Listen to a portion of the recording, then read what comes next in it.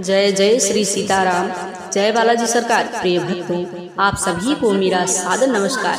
प्रिय भक्तों, संकट मोचन श्री हनुमान जी महाराज का यह चमत्कारी व सिद्ध मंत्र जो बताने जा रही हूँ, यह मंत्र उन सभी भक्तों के लिए है जिनके घर में हमेशा कलेश बना रहता है। जीवन में बड़ी से बड़ी मुसीबत व परेशानियाँ प्रतिदिन बढ़ती जा रही हैं। कार्य बनते बनते बिगड़ जाते हैं और उनकी बहुत दिनों से कोई भी इच्छा व मनोकामना पूरी नहीं हो पा रही है। जीवन में हमेशा उदासी रहते हैं, धन की कमी से बहुत ज्यादा परेशान हैं, कर्ज का बोझ प्रतिदिन बढ़ता जा रहा है। तो उन सभी भक्तों से निवेदन करेंगे कि घबराइए मत, प्रभु श्री हनुमान जी महाराज की कृपा से सब ठीक हो जाएगा।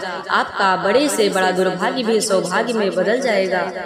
आपकी हर एक मनोकामना व इच्छा पूरी हो जाएगी।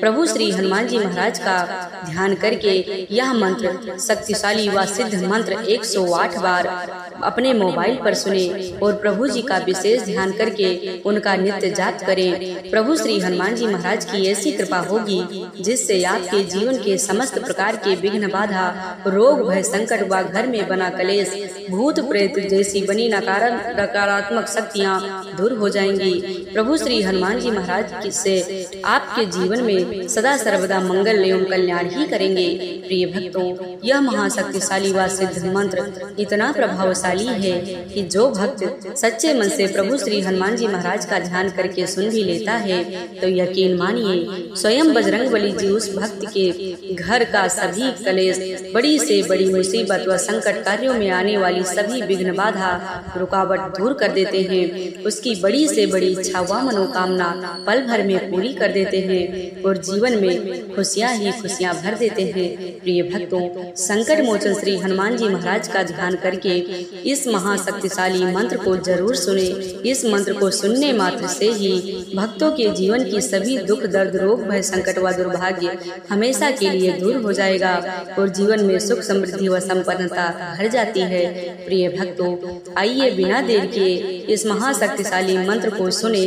उससे पहले आप सभी भक्तों से छोटा सा निवेदन है कि यदि आप चैनल पर नए हैं तो चैनल को सब्सक्राइब करके कमेंट में जय श्री राम, जय बालाजी सरकार लिखकर अपनी हाजिरी जरूर लगा दें। प्रिय भक्तों, यह महाशक्तिशाली व सिद्ध मंत्र है। ओम श्री वज्रदेहाय राम भक्ताय वायुपुत्राय नमोस्तुते। ओम श्री वज्रदेहाय राम भक्ताय वायुपुत्राय नमोस्तुते। ओम श्री वज्रदेहाय राम भक्ताय वायुपुत्राय नमोस्तुते। ओम श्री वज्रदेहाय राम भक्ताय वायुपुत्राय नमोस्तुते। ओम श्री वज्रदेहाय राम भक्ताय वायुपुत्राय नमोस्तुते। ओम श्री वज्रदेहाय राम भक्ताय वायुपुत्राय नमोस्तुते। ओम श्री वज्रदेहाय राम भक्ताय वायुपुत्राय नमोस्तुते। ओम श्री वज्रदेहाय राम भक्ताय वायुपुत्राय नमोस्तुते। ओम श्री वज्रदेहाय राम भक्ताय वायुपुत्राय नमोस्तुते। ओम श्री वज्रदेहाय राम भक्ताय वायुपुत्राय नमोस्तुते। ओम श्री वज्रदेहाय राम भक्ताय वायुपुत्राय नमोस्तुते। ओम श्री वज्रदेहाय राम भक्ताय वायुपुत्राय नमोस्तुते। ओम श्री वज्रदेहाय राम भक्ताय वायुपुत्राय नमोस्तुते। ओम श्री वज्रदेहाय राम भक्ताय वायुपुत्राय नमोस्तुते। ओम श्री वज्रदेहाय राम भक्ताय वायुपुत्राय नमोस्तुते। ओम श्री वज्रदेहाय राम भक्ताय वायुपुत्राय नमोस्तुते।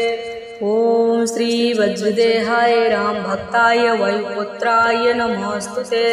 ओम श्री वज्रदेहाय राम भक्ताय वायुपुत्राय नमोस्तुते। ओम श्री वज्रदेहाय राम भक्ताय वायुपुत्राय नमोस्तुते।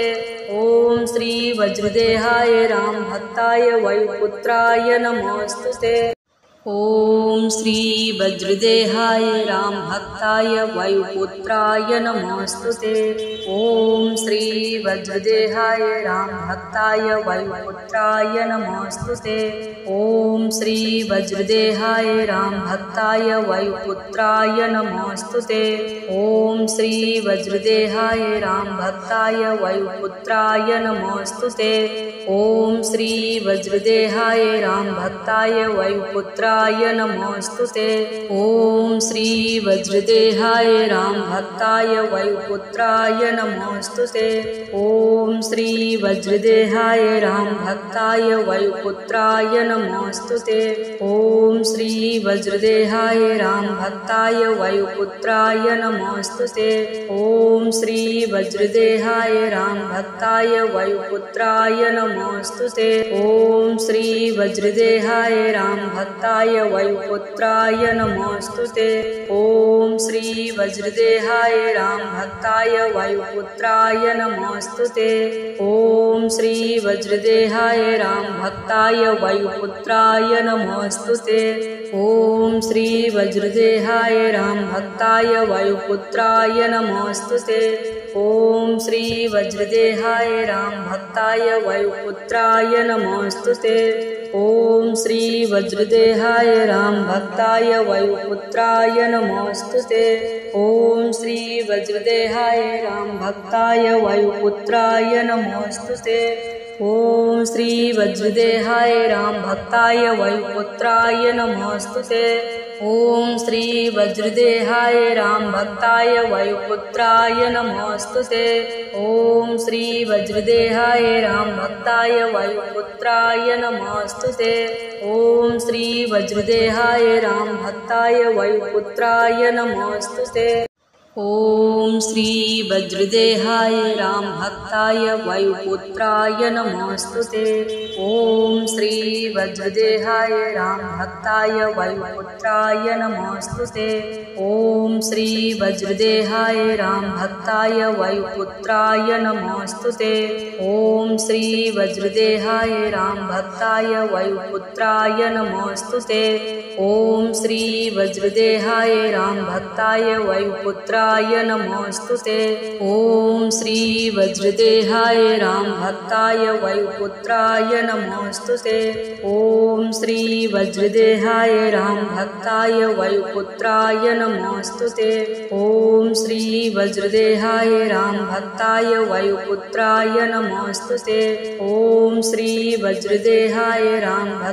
वायुपुत्राय नमोस्तुते।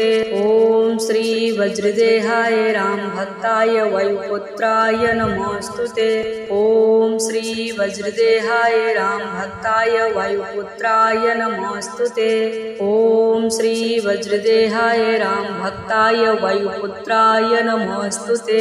ओम श्री वज्रदेहाय राम भक्ताय वायुपुत्राय नमोस्तुते। ओम श्री वज्रदेहाय राम भक्ताय वायुपुत्राय नमोस्तुते।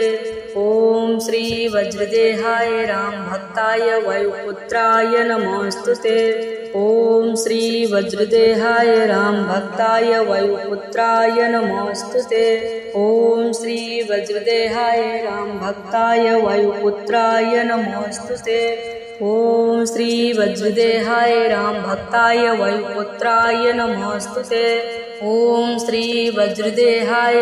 भक्ताय वायुपुत्राय नमोस्तुते।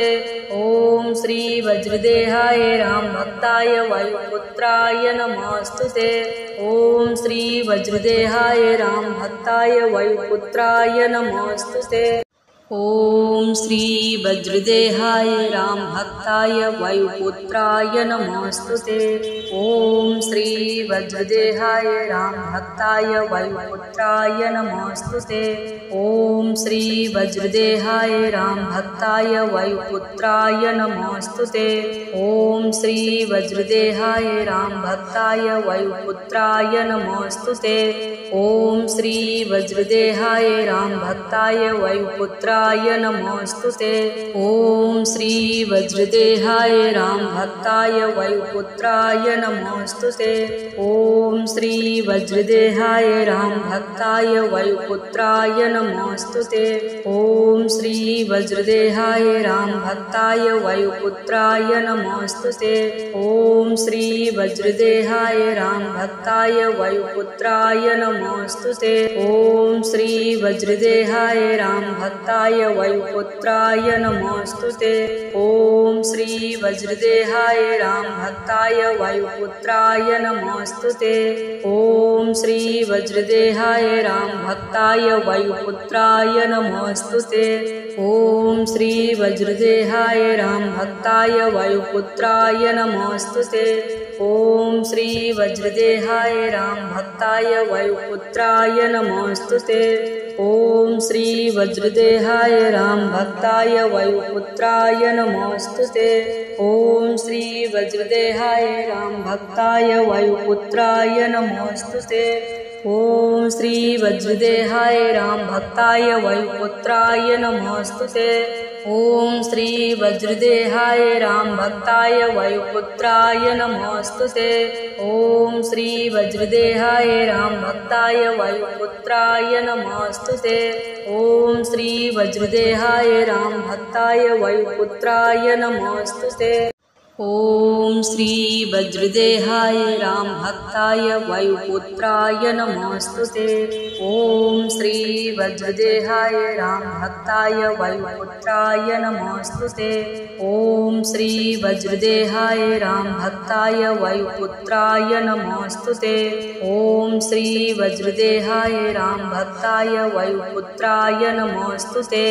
ओम श्री वज्रदेहाय राम भक्ताय वायुपुत्राय नमोस्तु ते। ओम श्री वज्रदेहाय राम भक्ताय वायुपुत्राय नमोस्तु ते। ओम श्री वज्रदेहाय राम भक्ताय वायुपुत्राय नमोस्तु ते। ओम श्री वज्रदेहाय राम भक्ताय वायुपुत्राय नमोस्तु ते। ओम श्री वज्रदेहाय राम भक्ताय वायुपुत्राय नमोस्तु ते। ओम श्री वज्रदेहाय राम भक्ताय वायुपुत्राय नमोस्तु ते। ओम श्री वज्रदेहाय राम भक्ताय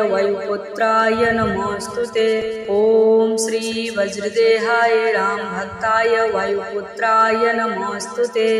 ओम श्री वज्रदेहाय राम भक्ताय वायुपुत्राय नमोस्तु ते। ओम श्री वज्रदेहाय राम भक्ताय वायुपुत्राय नमोस्तु ते। ओम श्री वज्रदेहाय राम भक्ताय वायुपुत्राय नमोस्तु ते। ओम श्री वज्रदेहाय राम भक्ताय वायुपुत्राय नमोस्तु ते। ओम श्री वज्रदेहाय राम भक्ताय वायुपुत्राय नमोस्तु ते। ओम श्री वज्रदेहाय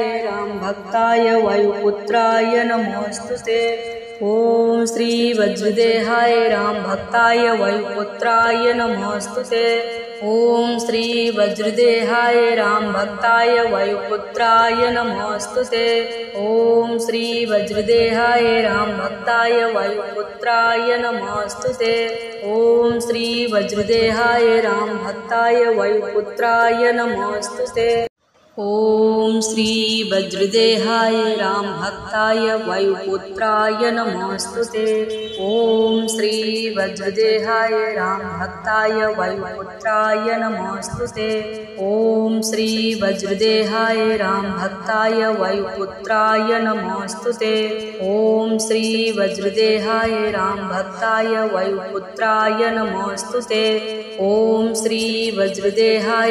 भक्ताय वायुपुत्राय नमोस्तु ते। ओम श्री वज्रदेहाय राम भक्ताय वायुपुत्राय नमोस्तु ते। ओम श्री वज्रदेहाय राम भक्ताय वायुपुत्राय नमोस्तु ते। ओम श्री वज्रदेहाय राम भक्ताय वायुपुत्राय नमोस्तु ते।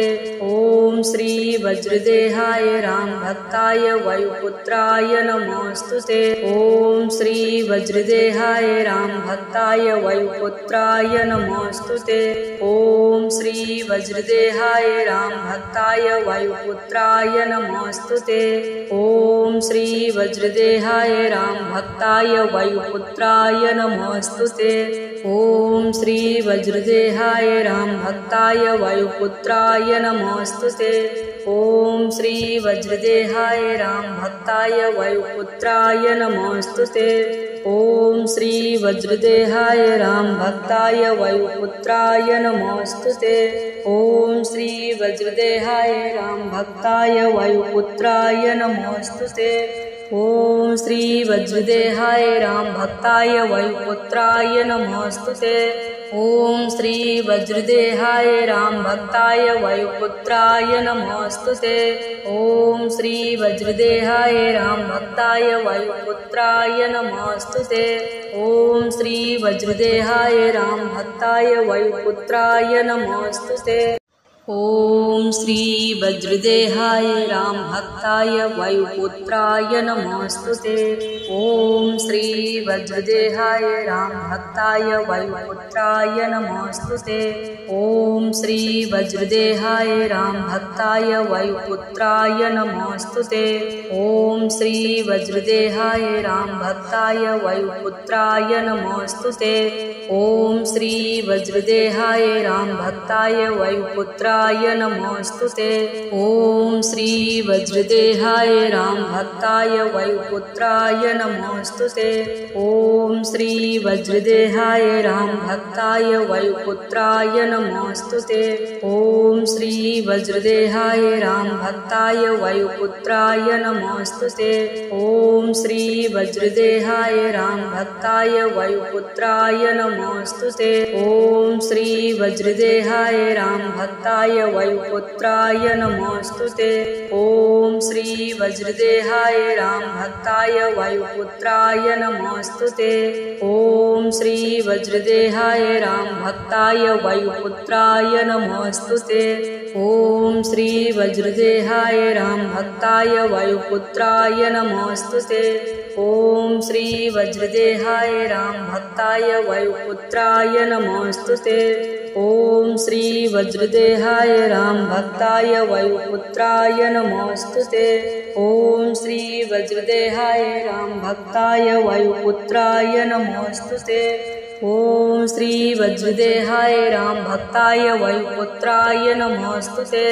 ओम श्री वज्रदेहाय राम भक्ताय वायुपुत्राय नमोस्तुते। ओम श्री वज्रदेहाय राम भक्ताय वायुपुत्राय नमोस्तुते। ओम श्री वज्रदेहाय राम भक्ताय वायुपुत्राय नमोस्तुते। ओम श्री वज्रदेहाय राम भक्ताय वायुपुत्राय नमोस्तुते।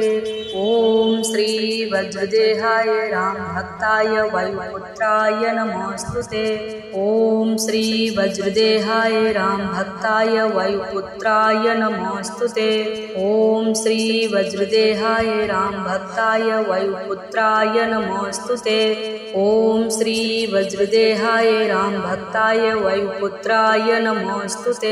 ओम श्री वज्रदेहाय राम भक्ताय वायुपुत्राय नमोस्तुते। ओम श्री वज्रदेहाय राम भक्ताय वायुपुत्राय नमोस्तुते। ओम श्री वज्रदेहाय राम भक्ताय वायुपुत्राय नमोस्तुते। ओम श्री वज्रदेहाय राम भक्ताय वायुपुत्राय नमोस्तुते। ओम श्री वज्रदेहाय राम भक्ताय वायुपुत्राय नमोस्तुते। ओम श्री वज्रदेहाय राम भक्ताय वायुपुत्राय नमोस्तुते। ओम श्री वज्रदेहाय राम भक्ताय वायुपुत्राय नमोस्तुते। ओम श्री वज्रदेहाय राम भक्ताय वायुपुत्राय नमोस्तुते। ओम श्री वज्रदेहाय राम भक्ताय वायुपुत्राय नमोस्तुते। ओम श्री वज्रदेहाय राम भक्ताय वायुपुत्राय नमोस्तुते। ओम श्री वज्रदेहाय राम भक्ताय वायुपुत्राय नमोस्तुते। ओम श्री वज्रदेहाय राम भक्ताय वायुपुत्राय नमोस्तुते। ओम श्री वज्रदेहाय राम भक्ताय वायुपुत्राय नमोस्तुते।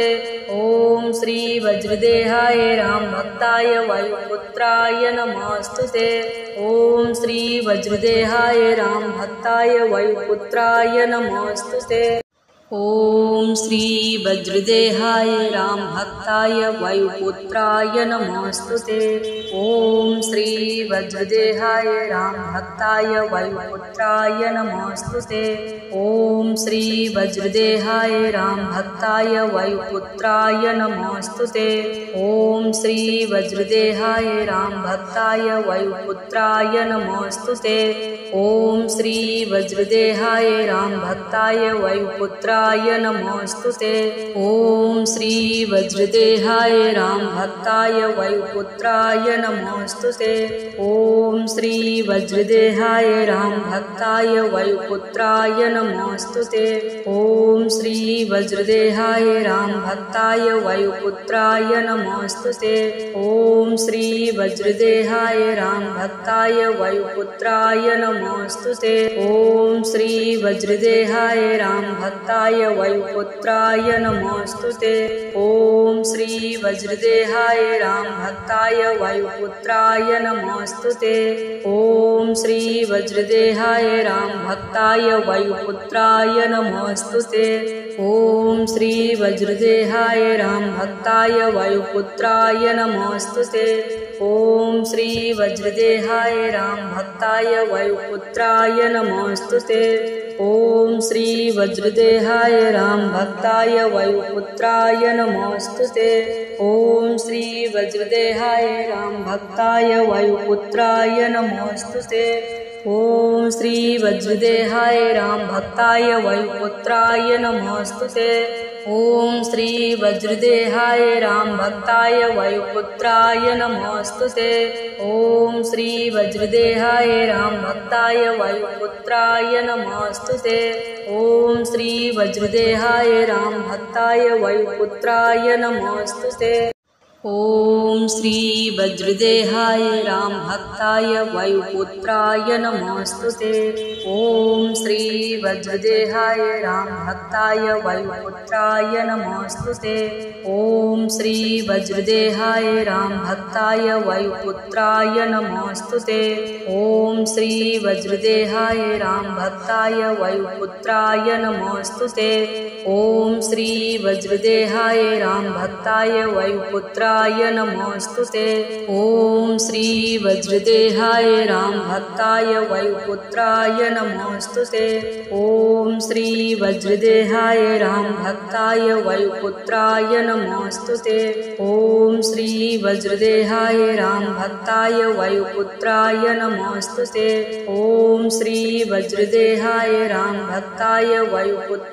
नमोस्तुते। ओम श्री वज्रदेहाय राम भक्ताय वायुपुत्राय नमोस्तुते। ओम श्री वज्रदेहाय राम भक्ताय वायुपुत्राय नमोस्तुते। ओम श्री वज्रदेहाय राम भक्ताय वायुपुत्राय नमोस्तुते। ओम श्री वज्रदेहाय राम भक्ताय वायुपुत्राय नमोस्तुते। ओम श्री वज्रदेहाय राम भक्ताय वायुपुत्राय नमोस्तुते। ओम श्री वज्रदेहाय राम भक्ताय वायुपुत्राय नमोस्तुते।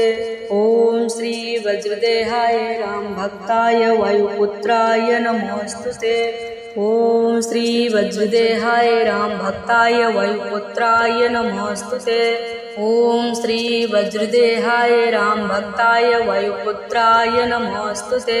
ओम श्री वज्रदेहाय राम भक्ताय वायुपुत्राय नमोस्तुते।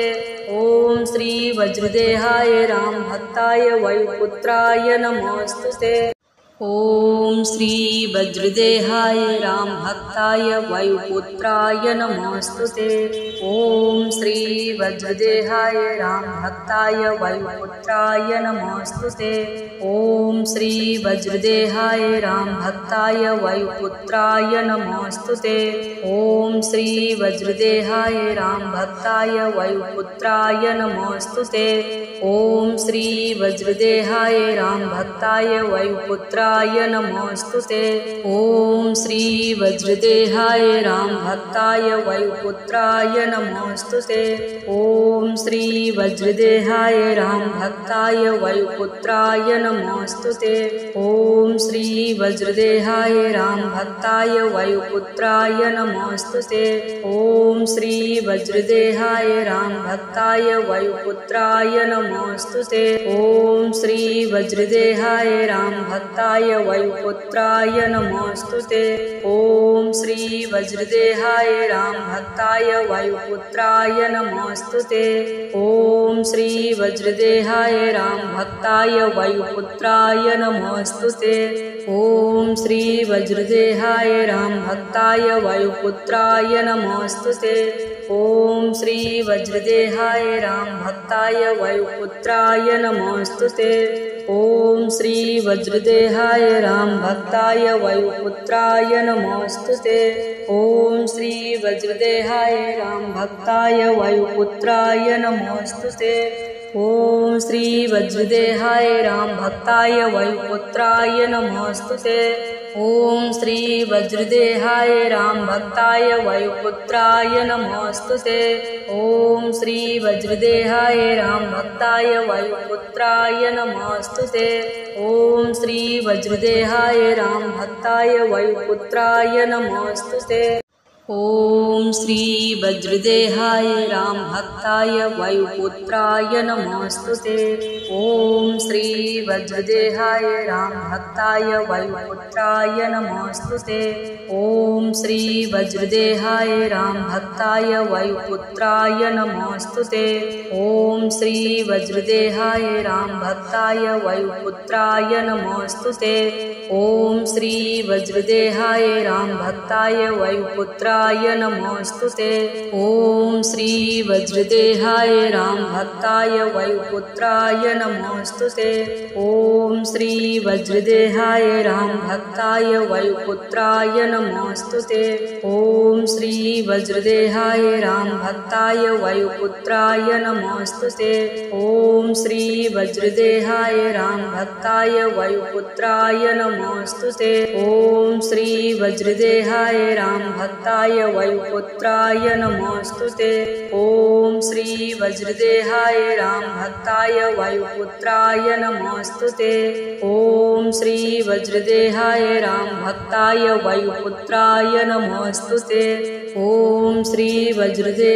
राम भक्ताय वायुपुत्राय नमोस्तुते। ओम श्री वज्रदेहाय राम भक्ताय वायुपुत्राय नमोस्तुते। ओम श्री वज्रदेहाय राम भक्ताय वायुपुत्राय नमोस्तुते। ओम श्री वज्रदेहाय राम भक्ताय वायुपुत्राय नमोस्तुते। ओम श्री वज्रदेहाय राम भक्ताय वायुपुत्राय नमोस्तुते। ओम श्री वज्रदेहाय राम भक्ताय वायुपुत्राय नमोस्तुते।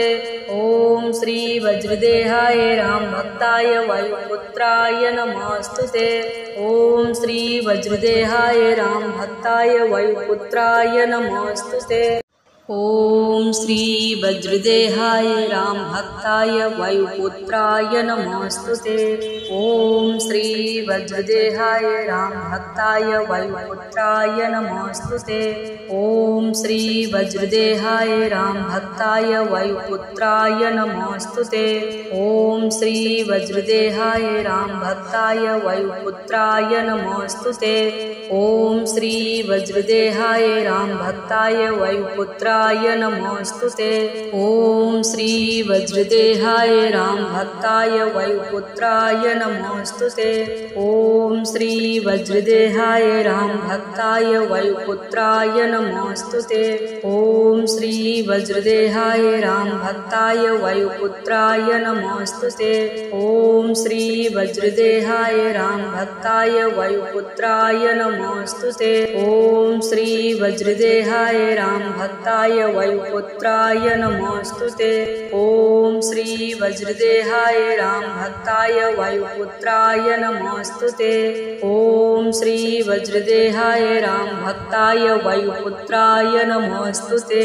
ओम श्री वज्रदेहाय राम भक्ताय वायुपुत्राय नमोस्तुते। ओम श्री वज्रदेहाय राम भक्ताय वायुपुत्राय नमोस्तुते। ओम श्री वज्रदेहाय राम भक्ताय वायुपुत्राय नमोस्तुते। ओम श्री वज्रदेहाय राम भक्ताय वायुपुत्राय नमोस्तुते। ओम श्री वज्रदेहाय राम भक्ताय वायुपुत्राय नमोस्तुते। ओम श्री वज्रदेहाय राम भक्ताय वायुपुत्राय नमोस्तुते।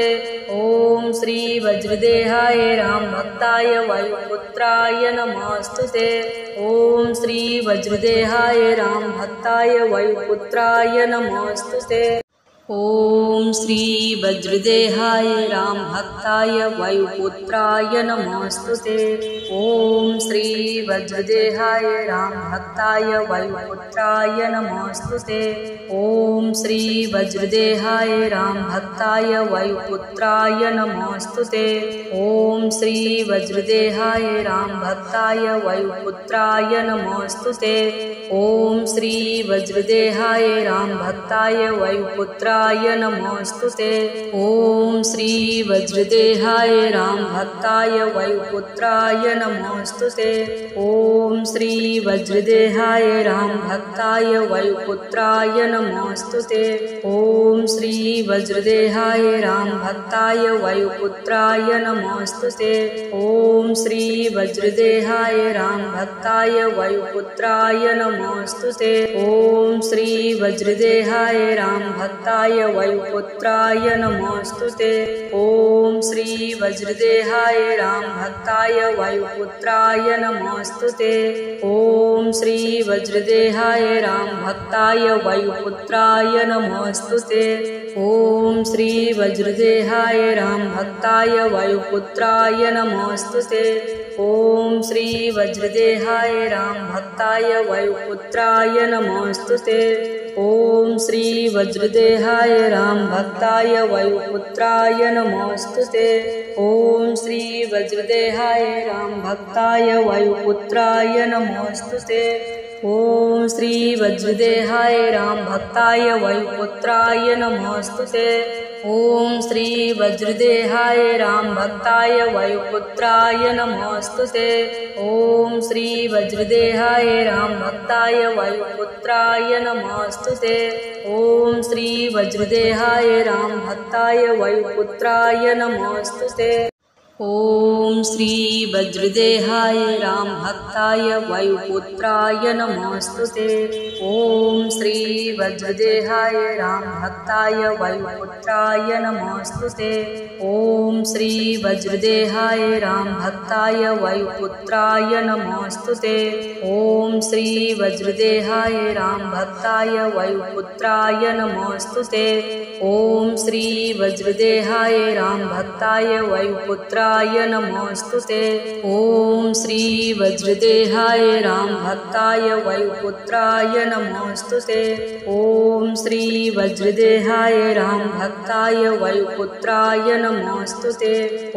श्री वज्रदेहाय राम भक्ताय वायुपुत्राय नमोस्तुते। ओम श्री वज्रदेहाय राम भक्ताय वायुपुत्राय नमोस्तुते। ओम श्री वज्रदेहाय राम भक्ताय वायुपुत्राय नमोस्तुते। ओम श्री वज्रदेहाय राम भक्ताय वायुपुत्राय नमोस्तुते। ओम श्री वज्रदेहाय राम भक्ताय वायुपुत्राय नमोस्तुते। ओम श्री वज्रदेहाय राम भक्ताय वायुपुत्राय नमोस्तुते। ओम श्री वज्रदेहाय राम भक्ताय वायुपुत्राय नमोस्तुते। ओम श्री वज्रदेहाय राम भक्ताय वायुपुत्राय नमोस्तुते। ओम श्री वज्रदेहाय राम भक्ताय वायुपुत्राय नमोस्तुते। ओम श्री वज्रदेहाय राम भक्ताय वायुपुत्राय नमोस्तुते। ओम श्री वज्रदेहाय राम भक्ताय वायुपुत्राय नमोस्तुते। ओम श्री वज्रदेहाय राम भक्ताय वायुपुत्राय नमोस्तुते। ओम श्री वज्रदेहाय राम भक्ताय वायुपुत्राय नमोस्तुते। ओम श्री वज्रदेहा